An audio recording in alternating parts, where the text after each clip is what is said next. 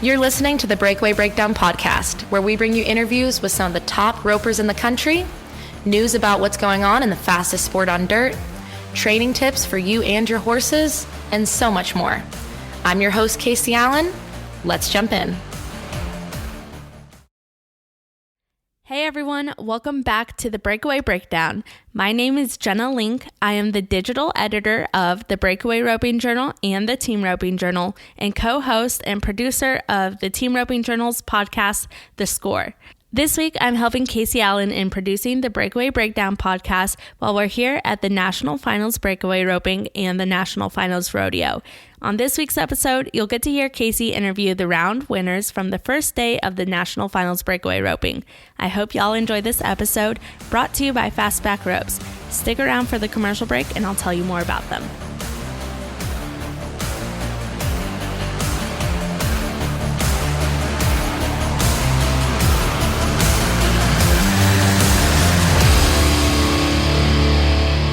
All right, first up is one of the most fun breakaway ropers I've had the chance to talk to, and you heard from her recently on the Breakdown podcast. I'm talking about Alva, Oklahoma native Taylor Munsell.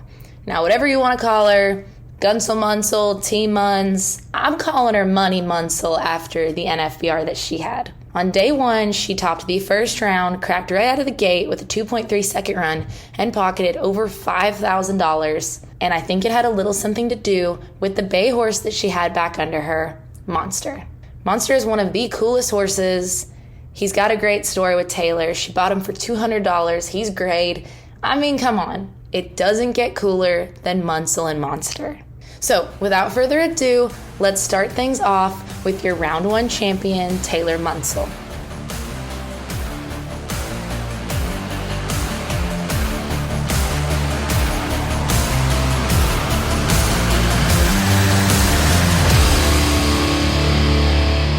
You want to talk about Monster first? Yeah, we can talk about Monster first. He's the most important key to my day today and my whole career, so I kind of owe it all to him, and I'm really glad I got to ride him today since he didn't get to come last year. He deserves to be here, and it's his setup.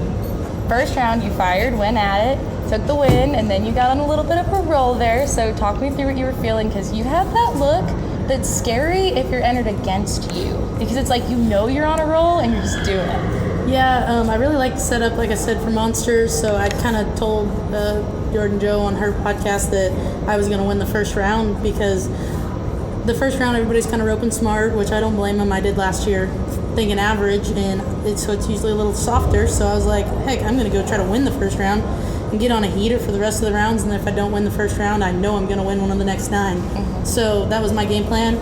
It played out in my favor. My horse was awesome. I won the first round. Split second the second round. Drew a kip that fought the chute really bad in the third round and had to pull, and then my horse was awesome, let me pull, ping the start, Kef let up and kind of ducked his head, and I was a little longer than I wanted to be. Come back, was fast again in the fourth round, and then had a little tough luck. I blew the barrier out and curled the bottom of the Kef's tail in the fifth round to win the round and be winning the average. But my horse was outstanding. I was roping super sharp, and I'm excited to run 5 more tomorrow because I feel like there's some more round wins for me at Monster tomorrow. Awesome. And you're feeling good, feeling healthy. Everything's good on your front, not just Monsters. Yeah, everything's good on both. My confidence riding that horse just soars, especially on setups like this, and he's feeling outstanding, which just kind of fuels me. I'm super excited. Awesome. And is the whole family out here? Oh, yeah, the whole family, extended friends, sponsors. I have a huge support system. I think that might be Rickie's support system there. She's got about as many as I have here. Awesome. Okay, so going into tomorrow, what's the game plan? Are you going to try to relax before the round tomorrow? Or are you going to go out and do some crazy Taylor stuff where you practice? Like, what's the plan? It's going to be some probably pretty crazy Taylor stuff. Like I posted a story this morning on Instagram. I ran into Sam and Anna, which hauled with me in the gym this morning, and I feel like it's going to be the same thing tomorrow morning. We'll go work out. It helps me get loosened up with my shoulder. I've just been so tight, not working out as much since we've been in Vegas, and I think going and working out, stretching, doing my mobility stuff helps keep my shoulder loose and the rest of my body feeling good. So I'm going to do that, and then, yeah, we'll be back taking care of horses first thing in the morning, gym, rope the dummy, start over. Awesome. Well, anything that I missed today, Taylor, anything you want to make sure you talk about that happened today? No, I'm just super thankful for my support system and my help, not just today, but all year long. I've had so many people that were friends and became family through this whole ordeal, and it's the best part about rodeo, and I'm thankful for them.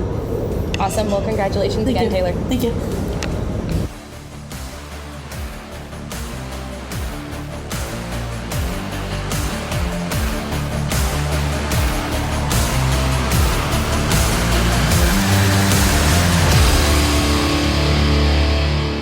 Next up, you're going to hear from Taylor Munsell's hauling partner, Samantha Fulton.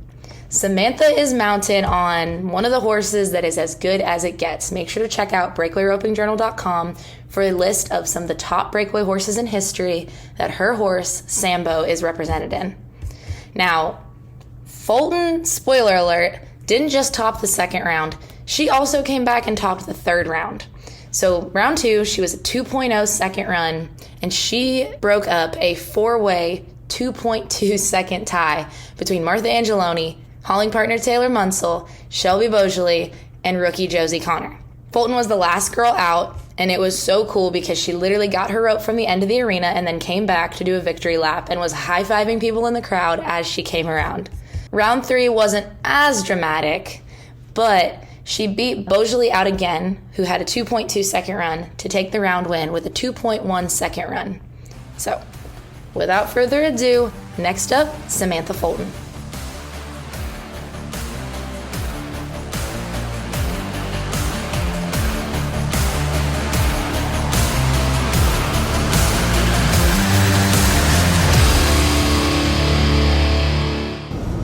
I feel like I'm talking to a celebrity. Like, you came out and had no mercy today. Let's talk about the second and third round, Sam.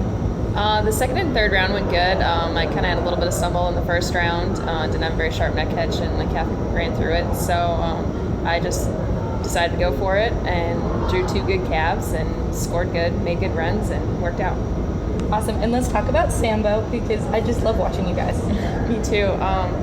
I've had that horse for about 8 or 9 years now. I've had him everywhere with me and know him so well and know exactly what he's going to do. And he's really come on strong in the last couple of months. He's been great for me. He's been giving me all great shots, and I just love that horse. Awesome. And let's talk about the bit that you use and the bonnet that you've been using on Sambo. What's the reasoning behind that? What does it do for you guys? Sambo has a tendency to get a little short on me, a little quick. So I feel like with the bonnet and these shorter setups, I can get kind of another step out of him at least, and he's a little bit more free. I just have a miler in him right now, not very much, just something that he can kind of push into, and I can pick up on him, or if I do pick up on him, it isn't a big, it doesn't hit him too hard, so he kind of can push through it. Awesome. So I feel like you guys were the dream hauling team this year. How much fun is it that you both are winning today out here? Well, it's always fun when you're winning. So, yeah, we had a lot of fun out here all summer, all year. We've had it's been a dream year for me, and I've had a lot of fun, and I'm very grateful for the people that I've been around. Awesome. So what's the game plan for tomorrow? Same thing, just keep going at them, see what calves I draw, and try to score and just go at them. Awesome. So you're going more of like every round like it's a separate rodeo kind of? Yeah, I would say so. Just try to get tapped off and keep going. Awesome, Sam. Well, let's talk about your support system, because I know your family's out here cheering you on, and how special is it to have everybody in the stands for you? It is. It's very special. We've been walking through the casino and seeing all kinds of people from back home and family and people that I didn't even know were coming out here. So that's pretty special, and it's a great event for people to come out and watch. Awesome. Well, thank you again, and congratulations, Sam. Thank you.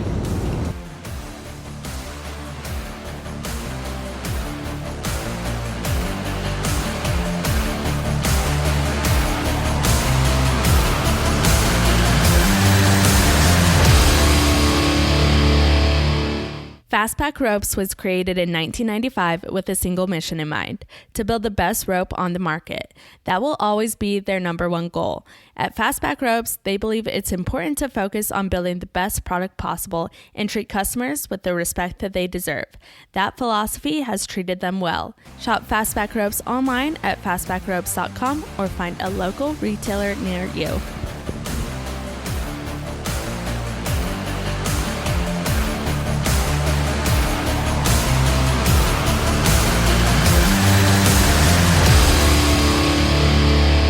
All right, there is no better way to put this, but round 4 got salty, okay? There was 3 2.3 second runs on the board and a 2.1 second run that was put in by Joey Williams. Then Cheyanne Guillory backed in the box, and she made a slick 2.0 second run and cashed her check for $5,080, which brought her day earnings up to nearly $6,000. Guillory made some changes before the NFBR, and she credits a lot of success to that. She's not always had it easy, she's had personal tragedy, but this girl is an athlete and she came out swinging. Next up, let's hear from round 4 winner, Cheyanne Guillory.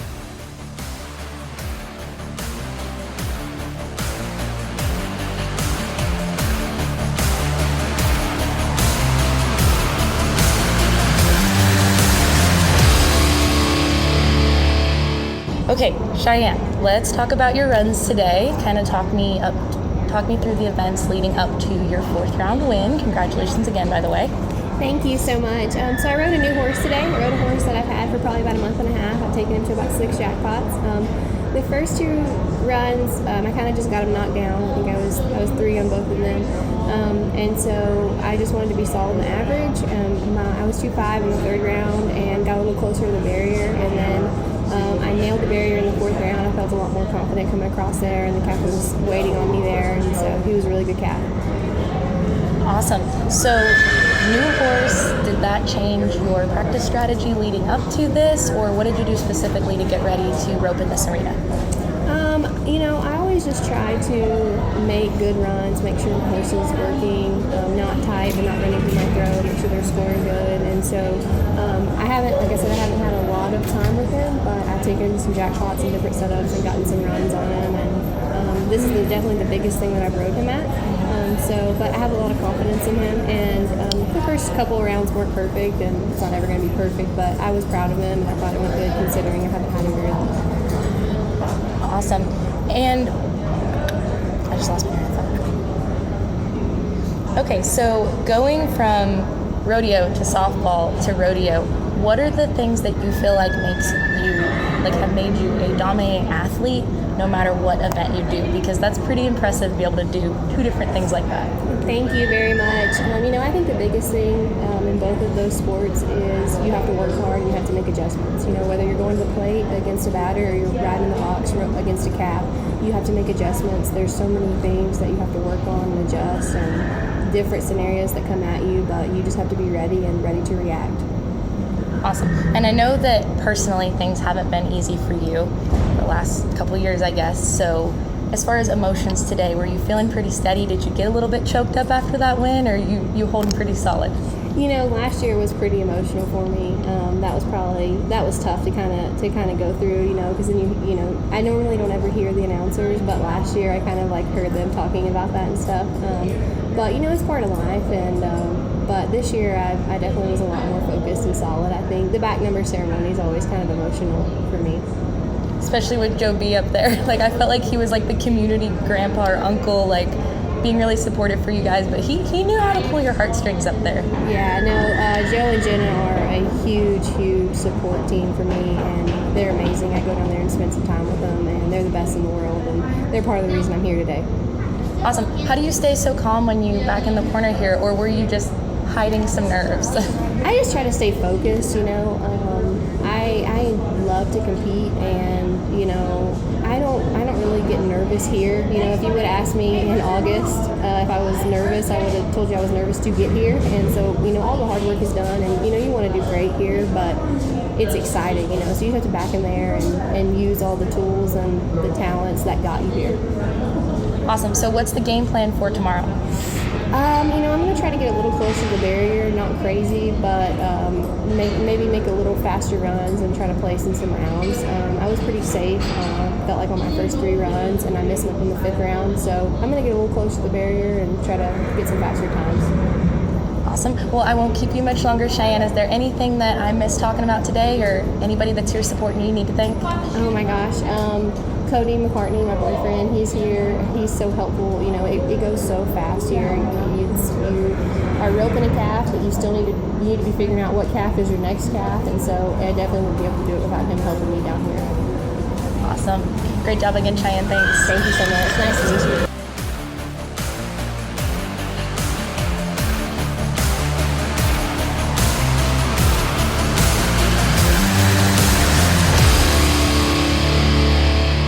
Thank you all so much for listening. I hope you enjoyed this episode brought to you by Fastback Ropes.